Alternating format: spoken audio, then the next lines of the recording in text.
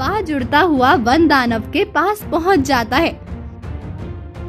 One दानव जी, जल्दी आइए, जल्दी चलिए। क्या हुआ? इतना क्यों परेशान हो रहे हो? वन दानव जी, शिकारी लोग आ गए हैं। आप जल्दी चलिए, इससे पहले वो कोई पेड़ काटे, आप उन्हें मार दीजिए। ठीक है, चलो।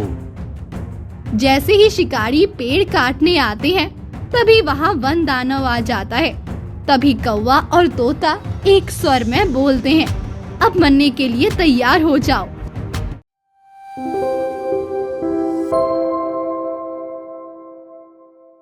एक बार की बात है, 3 पक्षी आपस में बातें कर रहे थे।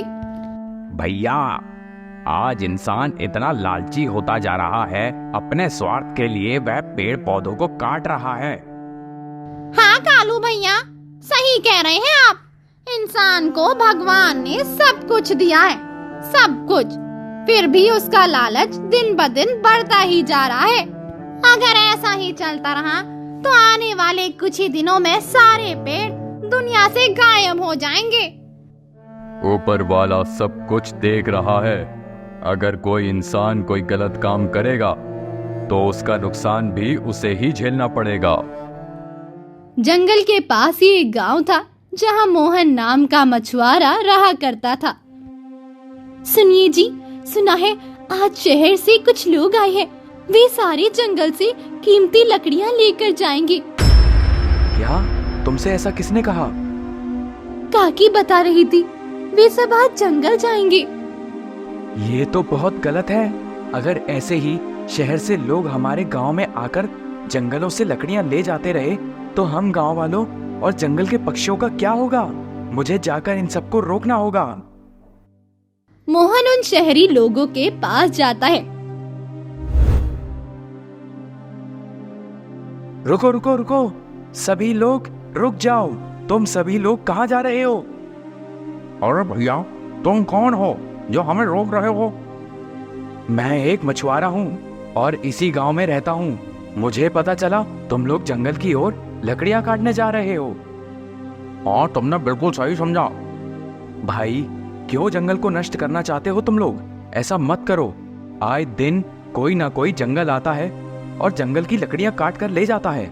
इससे बहुत सारे पक्षियों का आशियाना नष्ट हो रहा है। तो अपना काम कर, हमें मत सिखा। मछुआरा है तो जाकर मछली पकड़, हमें ज्ञान मत दे। शहरी आदमी और उसके साथी ऐसा कहकर वहाँ से जंगल की ओर चले जाते हैं।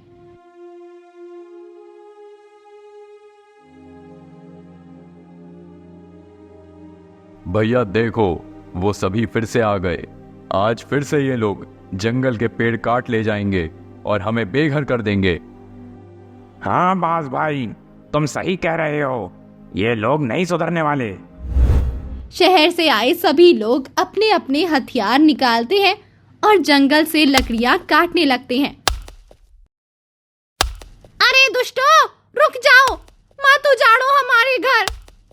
सारे पक्षी बहुत रोते हैं, लेकिन उनकी बात कोई नहीं सुनता।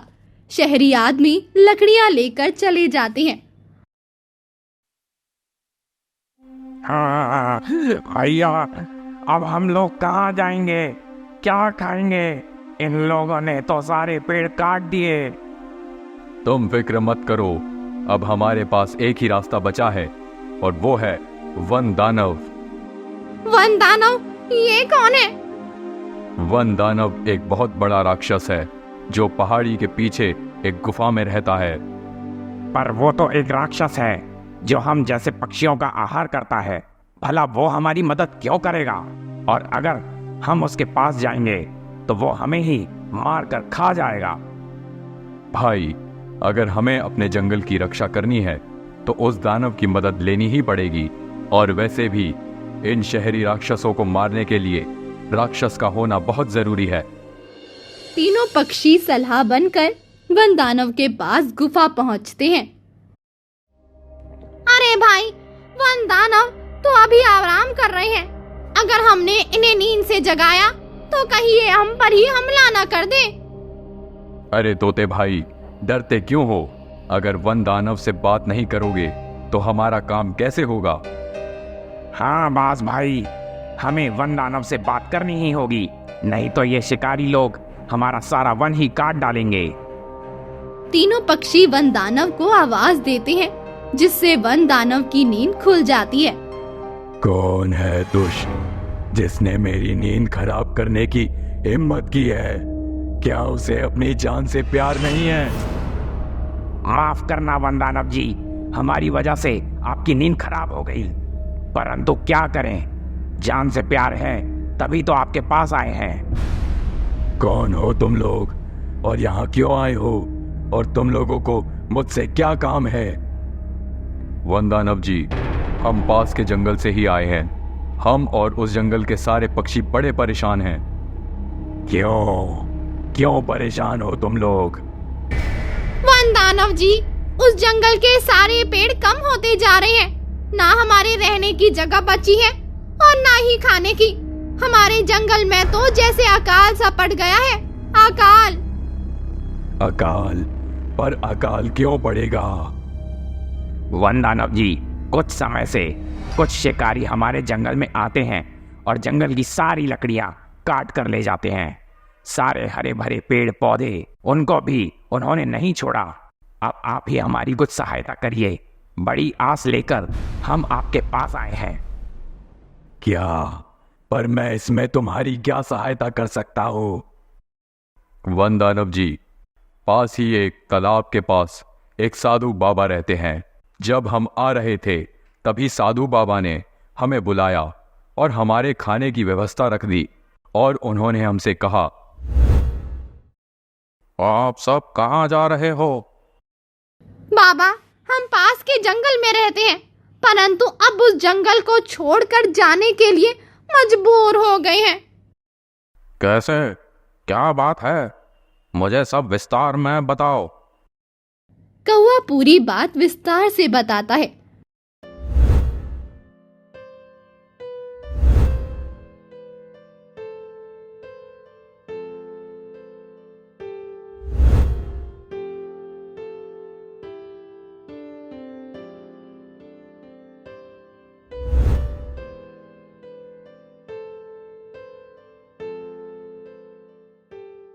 बाबा, आप ही बताइए, हम क्या करें? तुम्हारी समस्या का समाधान तो है मेरे पास, लेकिन इसमें तुम सभी की जान का भी खतरा है। बाबा, कैसा समाधान और हमारी जान को खतरा कैसे? हम आपकी बात समझे नहीं, आप जरा विस्तार में बताइए। यहाँ से कुछ दूर एक वन दानव रहता है। अगर तुम उसके पास जाओगे और उसे अपनी परेशानी बताओगे तो वो तुम्हारी मदद जरूर करेगा। लेकिन बाबा, आप तो कह रहे थे वो वन दानव है। अगर हम किसी वन दानव के पास जाएंगे तो वो हमें खा नहीं जाएगा।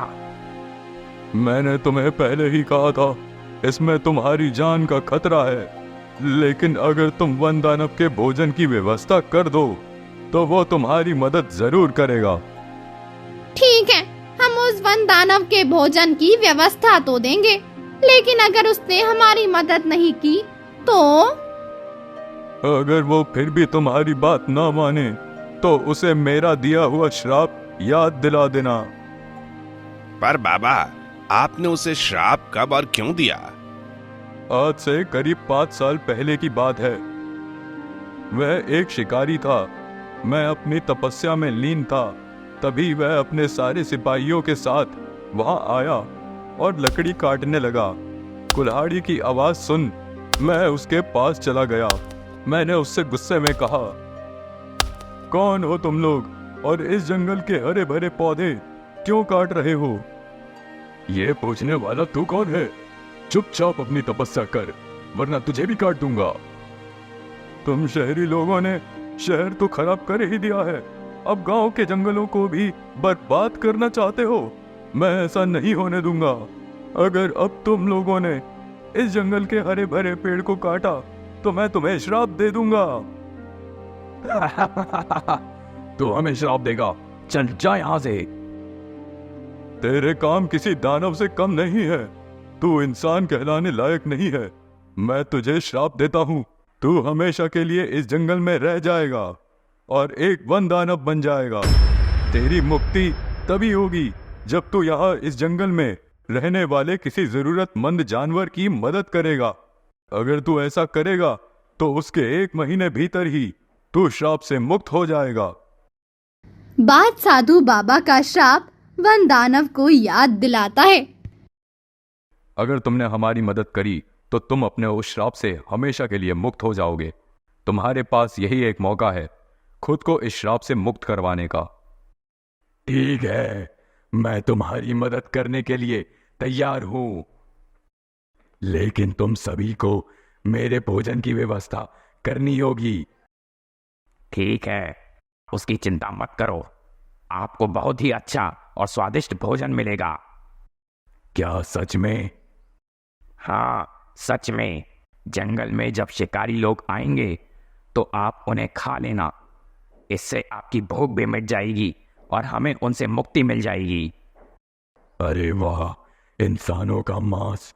वैसे भी काफी दिन हो गए हैं इंसानों का मांस खाए हुए।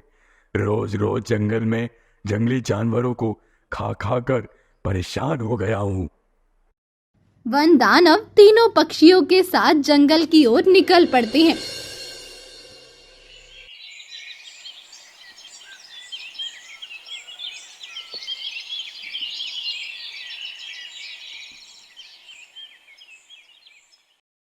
अगले दिन तीनों पक्षी पेड़ पर बैठे हुए थे। क्या लगता है कालू भैया, शिकारी लोग आज आएंगे कि नहीं? मिट्ठू भैया, इंसान बड़ा लालची है। उसके पास जितना हो उसे कम ही लगता है। वो अपने स्वार्थ की पूर्ति के लिए कुछ भी कर सकता है। सच कहा कालू भैया आपने। हम पक्षी और इंसानों में बहुत फर्क होता है। हम पक्षी थोड़े में ही संतुष्ट हो जाते हैं और इंसान ज्यादा पाकर भी असंतुष्ट ही रहता है। तीनों आपस में बात कर ही रहे थे कि तभी कालू भैया, मिट्ठू भैया, वो देखो शिकारी लोग आ रहे हैं। मुझे तो बड़ा डर लग रहा है। डरो मत भाइयों, जल्दी जाओ और जाकर वन दानव को बुला लाओ। बाज उड़ता हुआ वन दानव के पास पहुंच जाता है। वन दानव जी, जल्दी आइए, जल्दी आइए, जल्दी चलिए। क्या हुआ? इतना क्यों परेशान हो रहे हो? वन दानव जी, शिकारी लोग आ गए हैं। आप जल्दी चलिए, इससे पहले वो कोई पेड़ काटे। आप उन्हें मार दीजिए।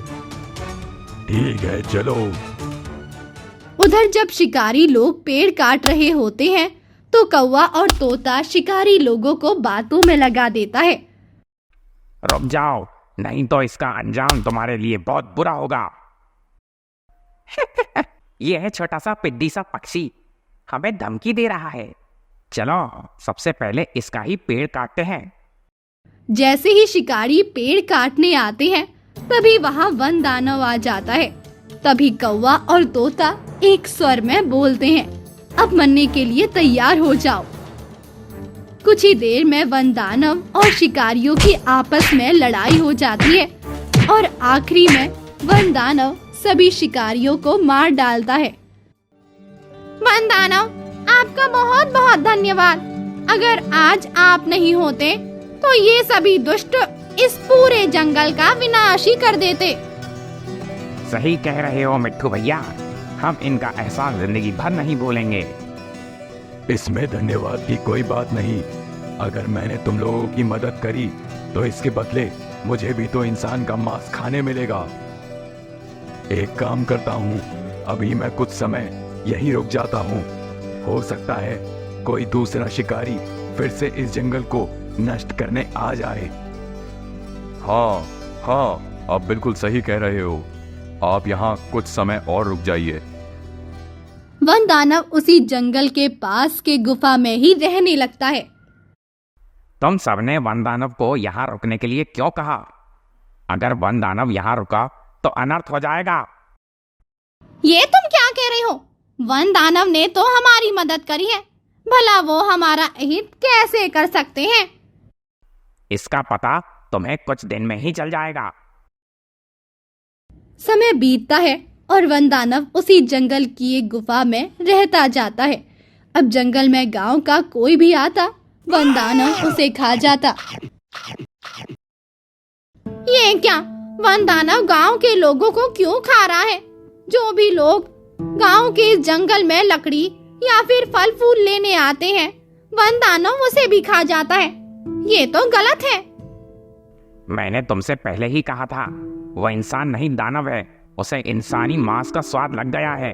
अब वो यहाँ आने जाने वाले सारे गांव के मासूम लोगों को खा जाएगा और हम उसका कुछ नहीं कर पाएंगे। मेरे पास एक उपाय है। उस उपाय से हम वन दानव को वहीं भेज सकते हैं। कैसा उपाय, हमें भी बताओ। तुम बस चुप रहना। जब मैं वन दानव से बात करूंगा तो कुछ मत बोलना तुम। ठीक है। तीनों पक्षी वन दानव के पास पहुंचते हैं। वन दानव जी, आपने हम पर बहुत बड़ा एहसान किया है, लेकिन हमें एक बात समझ नहीं आई। कौन सी बात, मुझे ठीक से समझाओ। यही कि साधु बाबा ने कहा था कि अगर आप जंगल में किसी की मदद कर दोगे तो आपका श्राप खत्म हो जाएगा। याद है ना आपको वो श्राप? इसीलिए मैं आपको याद दिला रहा हूं। अरे हाँ, पर दिक्कत यह है कि जब तक मुझे कोई उस श्राप के बारे में याद ना दिलाए, मुझे याद ही नहीं रहता। एक काम करता हूं, मैं अभी उस साधु बाबा के पास जाता हूं और उनसे पूछता हूं। वन दानव वहां से चला जाता है। तभी कौवा, बाज और तोता से कहता है, बाज भैया, हम दोनों यहीं रुक जाते हैं। तुम इस वन दानव के पीछे पीछे जाओ, देखो माजरा क्या है। मुझे इसकी नीयत पर अभी भी भरोसा नहीं है, कहीं ये दोबारा वापस ना आ जाए। ठीक है कालू भैया। बाज उड़ता हुआ वहां पहुंच जाता है और चुप चुप कर उनकी बातें सुनता है। बाबा, तुमने मुझसे झूठ बोला था।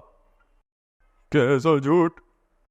यही कि अगर मैं जंगल में किसी की मदद करूंगा तो मुझे उस श्राप से मुक्ति मिल जाएगी, लेकिन मुझे तो कोई मुक्ति मिली ही नहीं। तुम्हें श्राप से मुक्ति मिल जाती, लेकिन तुमने बहुत बड़ी गलती कर दी बेटा। कैसी गलती?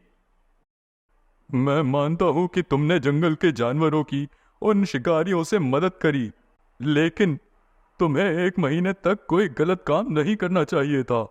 लेकिन तुमने जंगल में आने वाले निर्दोष लोगों को भी मारना शुरू कर दिया, इसलिए तुम्हारी मुक्ति नहीं हो पाई।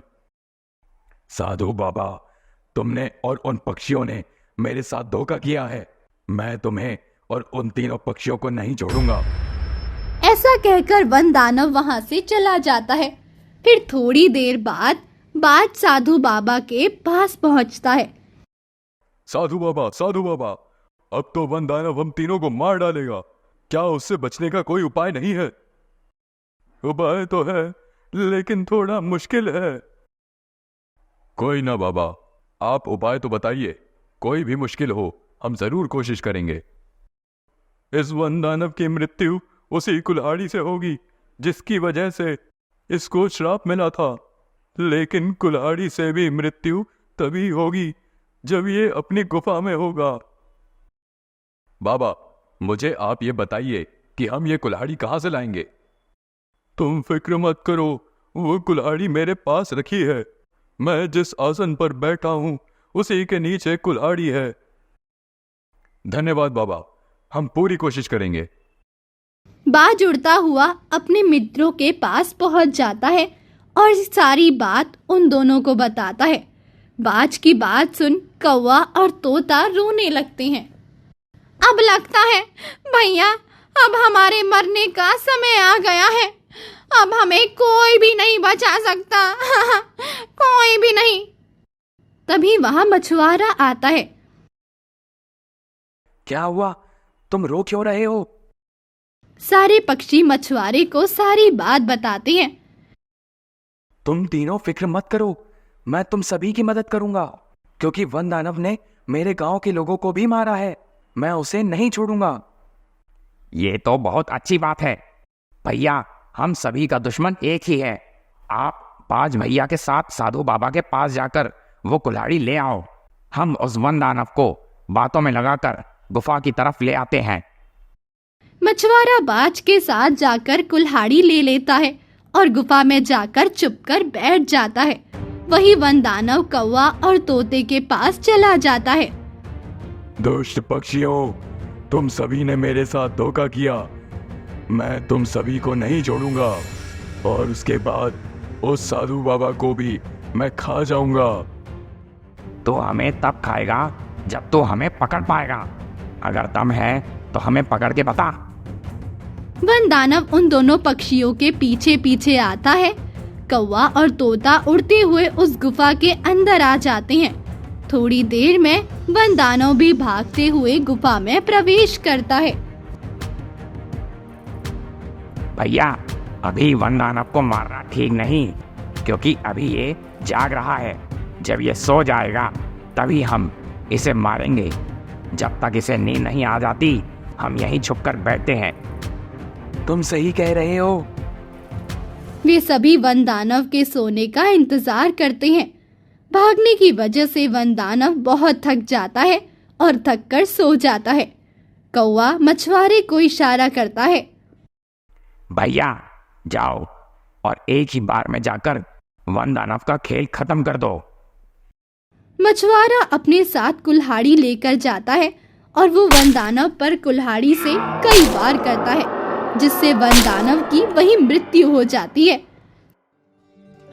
चारों ओर खुशी खुशी साधु बाबा के पास जाते हैं और उनको धन्यवाद देते हुए अपने रास्ते पे चले जाते हैं।